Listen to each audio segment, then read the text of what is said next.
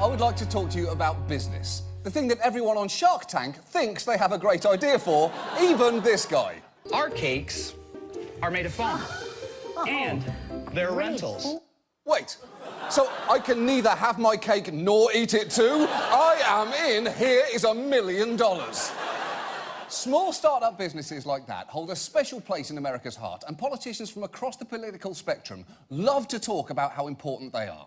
Small business is the backbone of the American economy. Small businesses are the backbone of this nation's economy. Small businesses are the backbone of our economy. Small businesses are the backbone of Small businesses are the backbone of our economy. Small businesses are the backbone of our economy. Small businesses are the backbone of our economy. It's true.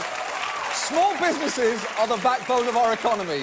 Is that rare thing that every politician agrees on. It's that, support the troops. Now, look, it can feel like we're in a golden age of small business startups, but that isn't actually the case. The rate at which new businesses are being created has actually been steadily falling since the 1970s. And I would argue that one of the reasons for that is that big businesses have been getting even bigger, which brings us to our main topic tonight, corporate consolidation.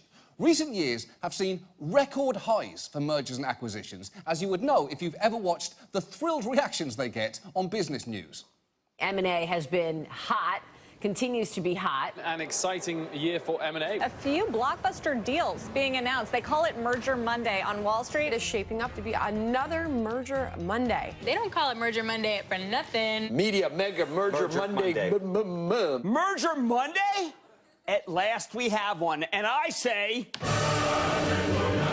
Point is, all this merger activity has helped make some sectors of our economy ridiculously consolidated. The United States has gone from having 10 large airlines back in 2000 to just 4 today. And those 4 mega airlines now dominate more than 80% of the U.S. market. Yeah, we're down to just 4 major airline choices, and not just the beginning. The rental car business is now 90% dominated by just 3 companies.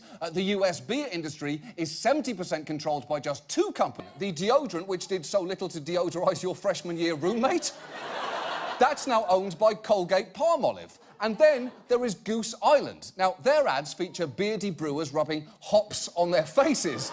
But what they don't mention is that Goose Island is owned by Anheuser-Busch, and that farm that you just saw is located at 822 Budweiser Loop.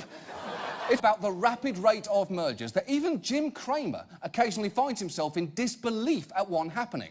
Watch him react to a mega merger in the aluminum can industry. Ball Corp's acquisition of Rexam is taking the number of competitors in this space down to, get this, from 3 to 2. How did they let that happen? But how did they let that happen is actually a really good question, and the answer is interesting, because we have had antitrust laws on the books for more than a century. And I'm not saying that every single merger is bad. You know, sometimes businesses getting bigger can lead to greater efficiencies and improvements. The tension is between allowing that and preventing them from doing real harm. So it's a balance. But since the late 1970s, that balance has tipped decidedly in favour of being merger-friendly, which has led to real problems. And let's start with the obvious. For workers, mergers can often mean big layoffs. But it's not just employees that can suffer, consumers can too, as Jim Cramer explained in that aluminum can segment in an inexplicably sarcastic tone of voice. I always say competition, while great for you, a consumer, is an anathema to profits. Sometimes a business will be a total monopoly with no competition whatsoever. And while that's the ideal, it's very rare to see a genuine monopoly because, of course, it's against the law. Which brings us to the next best thing, an oligopoly, where a handful of companies control an entire industry, coexisting peacefully without much in the way of price competition.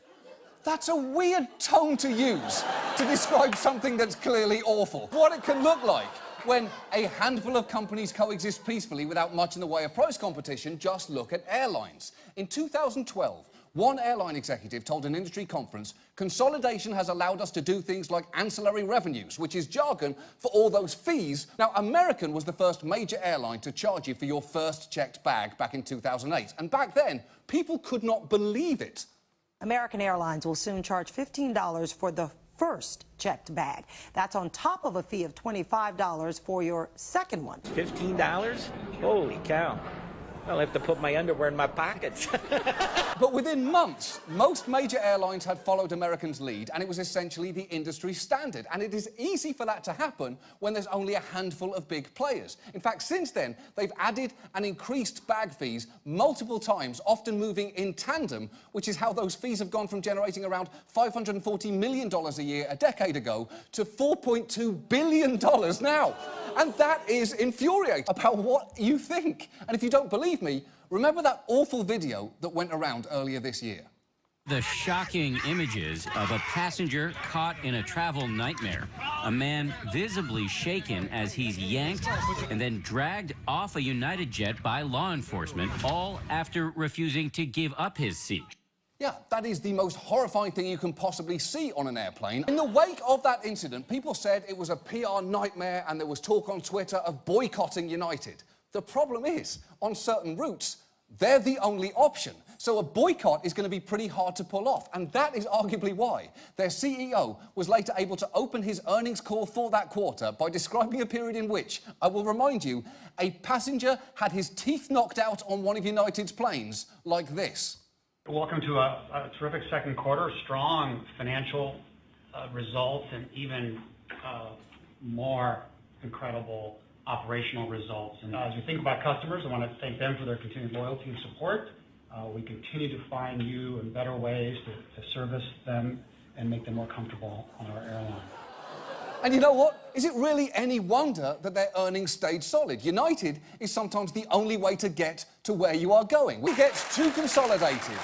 Any company trying to compete with them or survive in their supply chain can get crushed. Now, we all know about Amazon, Walmart, or Google, but there are less obvious examples of this too. Take eyewear. Now, if you go into a Lens Crafters, you will see frames by brands like Prada, Dolce & Gabbana, Burberry, and Ralph Lauren, all of which, it turns out, are made by an Italian company called Luxottica, which incidentally also owns Lens Crafters and Sunglass Hut and Pearl Vision, and runs Target Optical and Sears Optical. So what can happen when a smaller company goes up against them? Well, just ask Oakley.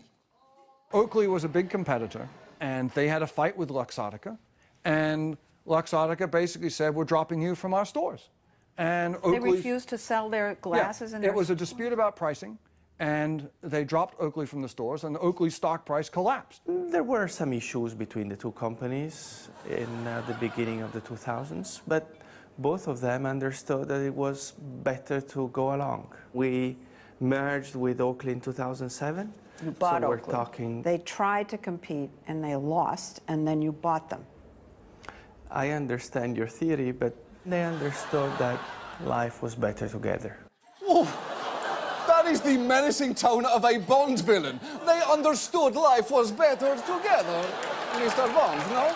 There's one more victim of consolidation that you may not think about, and that is the products themselves. Because heavily consolidated industries can lose the incentive to innovate, and the best example of this may be the cable box beneath your TV. If you have one of those, you probably hate it, because it's huge, it's glitchy, and it may be one of the largest energy-consuming items in your house, even when it's turned off. But if you think about it, cable companies have no real incentive to improve them. They're essentially regional monopolies. And again, they know that you basically have nowhere else to go. And you can't...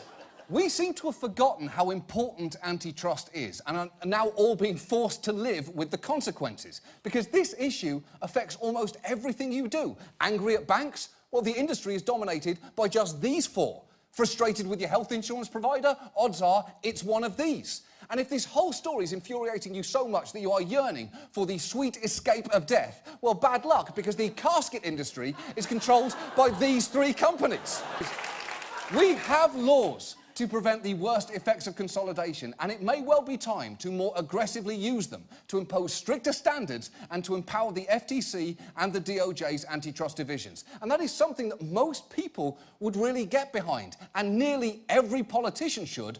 After all, there is one thing they cannot stop saying. Small business is the backbone of our economy.